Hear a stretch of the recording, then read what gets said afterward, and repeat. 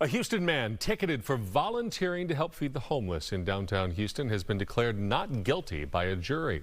Philip Picone is one of dozens of volunteers with the group Food Not Bombs, who are now fighting the city of Houston against the citations, a bunch of them. Fox 26's Natalie Hee explains the ongoing legal battle over their food sharing. They're homemade, so enjoy these. That's great. The pickle for homegrown.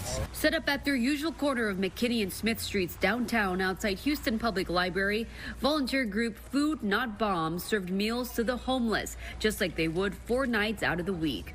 But this Sunday evening, the group, along with attorneys Randall Callanan and Paul Kubosh, are celebrating their right to share food with the less fortunate. In the city of Houston, it's criminal to give food to more than 5 people if those 5 people are in need and outside without the consent of the property owner. After 40 or more tickets given by the city of Houston for Good Samaritans feeding the less fortunate, sharing food with the less fortunate, the first case went to trial and it was a unanimous not guilty in favor of Philip Picone.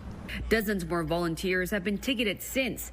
Attorney Paul Kubosh represents 37 of those cases. What I'm hoping for is vindication. I'm hoping for not guilties. If you're trying to affect the lives of homeless and trying to make their situation better, you don't do that by attacking the Samaritan.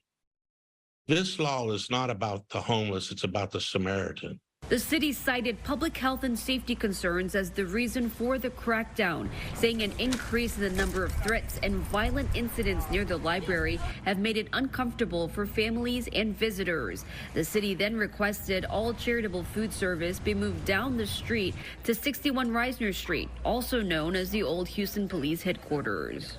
I mean, let's just be honest. If they're not getting food from the volunteers, where are they getting food? They're getting food from the trash bins. They're getting stuff that they find on the street.